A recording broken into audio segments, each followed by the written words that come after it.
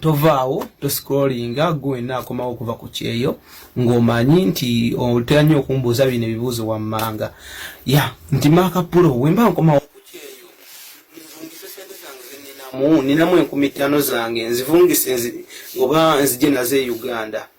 Mukwano bino ansa ziri nyingi keziwira. Lwaki olina okuvungisa sente ezo ozize mu dollars ojenga ziri mu dollars? Nti e Uganda ku airport riyal 1 riyal emu bajigula $650. Then ate dollar bozivungi sente za riyal ziwoziza mu dollars zisobola okukola sente zezimu nezewabadde naze Saudi. Okitegeera nti dollar tejja kukabajigule price ya wansi bajja jigulira ku price yemu.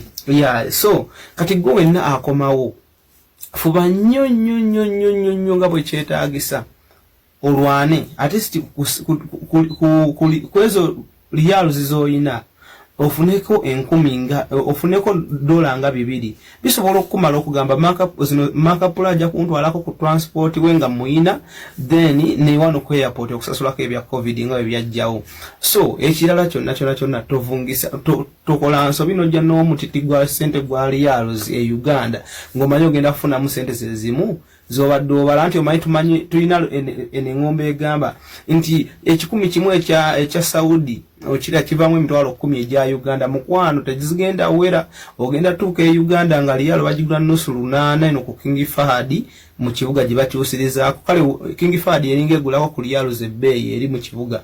Then ku airport ojja kukomawo n'omutiti gwa sente ng'omanyi 5,000 eza Saudi ogenda funa obukadde 5. Muganda wange kikugweko bakuweemu nusu bakuweemu obusente butono ate oyomba ogambe kizize kitya mukwano nkulabudde ebisinga mubeere beegendereza nga mukomawo okyuse sente zo oziteke mu dollars bwe kiba kiganyo ziteeka mu dollars komawo nazo ezimu ojja zikyusize ne ku King Fahad mu kibuga ababaira mu kibuga naye abana bagenda mu byalo betwala mu byalo goli wadembe kuzikyusa n'ozikola ki n'ozizza mu dollars.